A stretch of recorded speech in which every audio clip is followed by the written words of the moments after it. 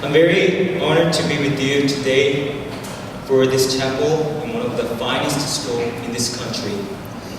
My name is Peter. I'm in Northwestern Nigerian University as an exchange student from Korea, South Korea, not North. I've had many great experiences ever since I've been here for about 10 months now, and this is the greatest moment I've ever had. I have a bunch of stories that I want to tell you about the wonders of God in my life.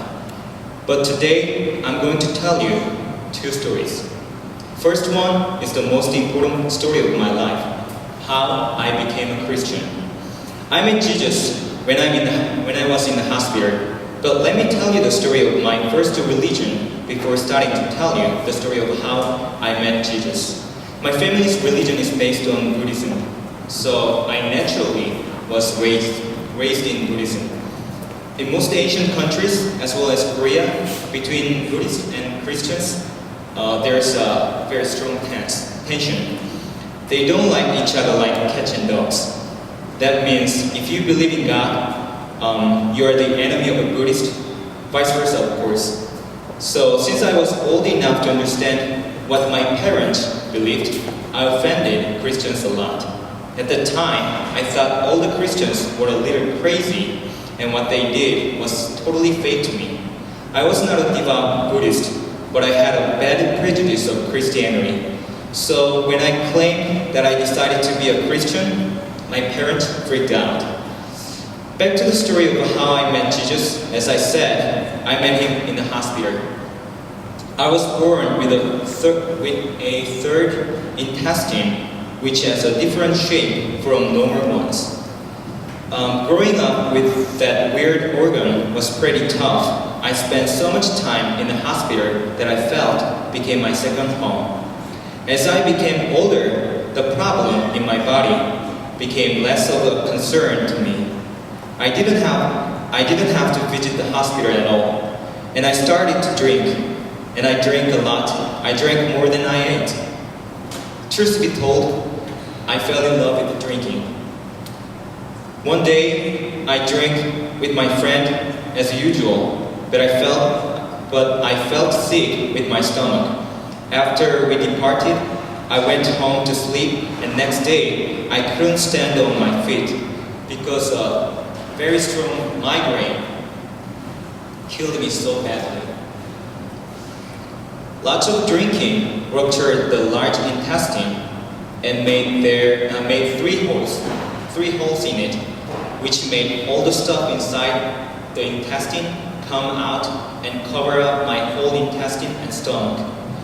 I was almost killed and fainted, and when I woke up, I saw myself lying down on the bed with many lines and machines, and sadly, my family looking down at me in shock. My father told me I had slept for 2 days. I had 3 big surgeries, which took almost 8 hours each, and had fasted for about a month until my intestine completely recovered. I wanted to eat more than anything, even though I wasn't hungry. I lost almost 33 pounds, and I was injected with a nutrient into a vein right here that made me look awful. My grandma, who loves me most, didn't even recognize me at first. I couldn't walk. I couldn't think of anything but the food. I wanted to die. I wanted to kill myself. I didn't want to feel tons of pain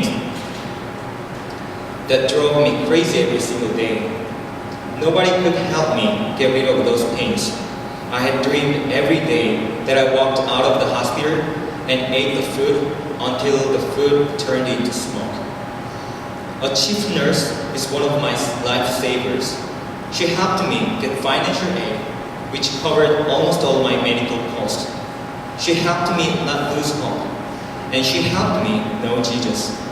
I was not positive I believed in Jesus at the moment she prayed for me, but I just wanted someone to take all my pain away if there would be someone who could do that.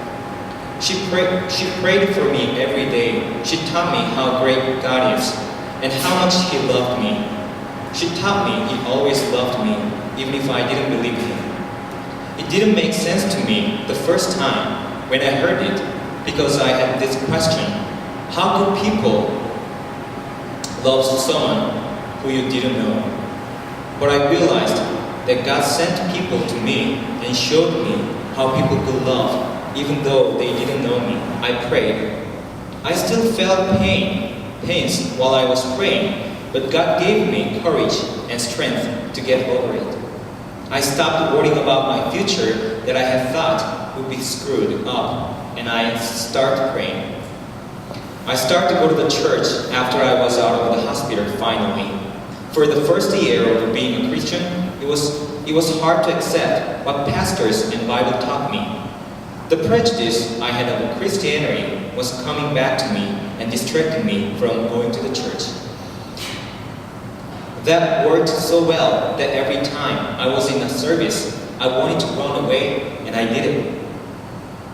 But something dawned on me. Something whispered to me, what was the meaning of the new life God brought me? Something touched me deep inside and told me what God did to me. Grace came down upon me, and I started to cry. I cried my eyes out like a child. I realized I am a child of God, who chose me as His child before I was born, even before He made this world. God wanted me to see the world in the cycle of God's glory. I was down on my knees and confessed all my sins I had committed since I was born. I cried and cried over and over again. I was reborn from God's mercy as I stopped crying. My life has been going a different way after that. I started to go to the church and learn about God's words, which enlightened my thoughts and my mind. I started to pray and listen to God, which spoke straight to my soul. I learned how Jesus loves people, so I put my effort into loving others just as Jesus did. God taught me to take challenges that I'd never had because I used to be scared of them. God taught me how to talk to others who I'd never met before. God gave me strength and opened my mouth so that I could deliver His message to strangers with the pride of God. I was sometimes struggling with people who refused to believe, but God comforted me when I got hurt by them and told me that those who are persecuted for Him will get the greatest reward. Does anybody give you a hard time because you believe in God? Don't worry, God will remember what you are going through and give you that reward, which you can never have from this world. The second story is how I came to this country. I don't know how big His love is, but I can guess His love is always beyond our expectation. 2 years ago, I dreamed of going abroad to study. I wanted to go to the US because I thought it was cool. You guys are really cool, by the way. You guys have beautiful hair, long arms and long legs that I wish I had in my entire life, and can speak English very well. Anyway, going to the US was a really big deal to me. It was impossible for me to leave my country at the time because I was poor, didn't know how to speak English at all, and was afraid of taking that big challenge. But it was God who told me I could do it. God allowed me to try hard to study English and have enough confidence to accept the dream that I thought it would be too big to achieve. Chance was not far from me. My Korean university, has an exchange program which offers financial aid to students to go abroad for 1 or 2 semesters. But to apply for the program, you need to score over 60 points out of 120 on a TOEFL test, which evaluates the ability of students to use and understand English in an academic setting. I already had that score, but the problem was money. My family didn't have enough money to afford it. I had no idea how to get enough money.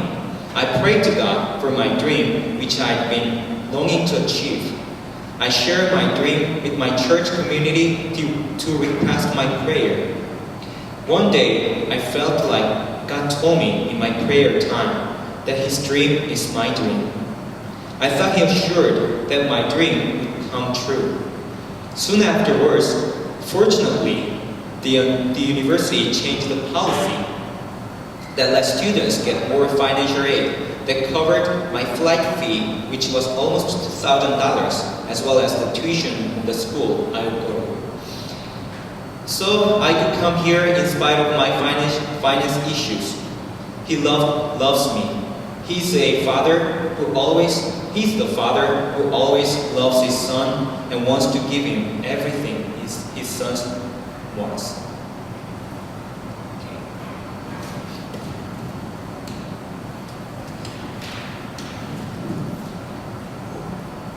I really wanted to learn English more than anything after I got this country. I thought I would probably be okay to have conversation with Americans.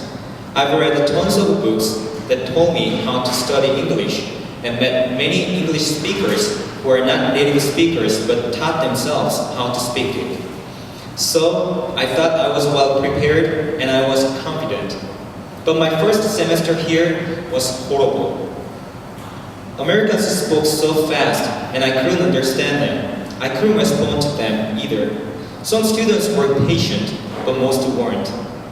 They seemed interested in Asians at first, but then they didn't come to me next time because I thought it was boring for them to talk to me who didn't know what they said. I felt lonely. I was bursting to go back. I hate myself and became depressed. I didn't want to see anybody because I was afraid of talking to people.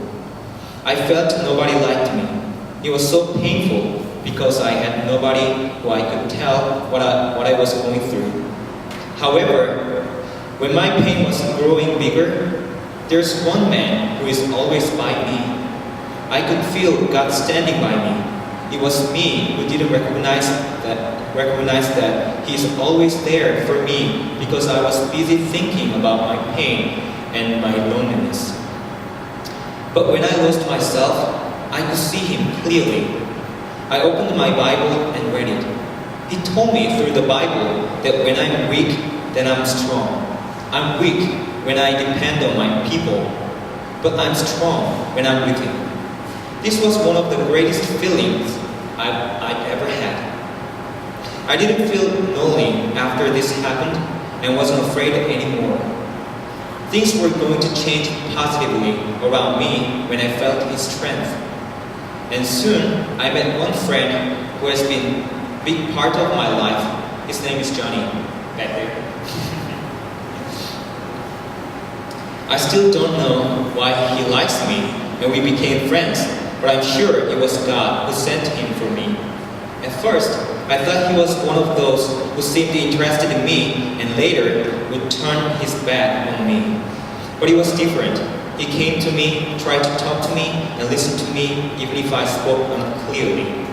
He taught me many English words that natives prefer to use and how to pronounce. The most wonderful thing that I got after I met him is I got someone who I can trust and talk to about religion. We became good accountability partners. And many times, God uses Johnny to guide me in the right direction where God wants me to go. God speaks to me through him when I struggle with problems. Thankfully, he provided me with a place to stay over the summer, so I went to his home in Oregon and we had a great time. I was very lucky to stay with his family, which gave me the opportunity to learn English fast. They gave me the food, the room, and the love. If I didn't believe in God, I wouldn't have gotten out of loneliness. If I didn't believe in God, I would have no chance to meet Johnny, his family, and his friends. Now, I have many friends at school, and I'm confident when talking to people. That's why I'm here to give a speech in front of you guys. Remember, when you feel you face barriers that stop you from going further, pray to God. God will be there for you and give you strength to break through the barriers. When you feel you are lonely, pray to God. then you can realize God is always with you. God loves you more than you know He loves you, because God is love. Thank you for sticking with me for a while and paying attention to me. Thank Mr. Duello and this school for giving an opportunity, and thank God for everything. Thank you.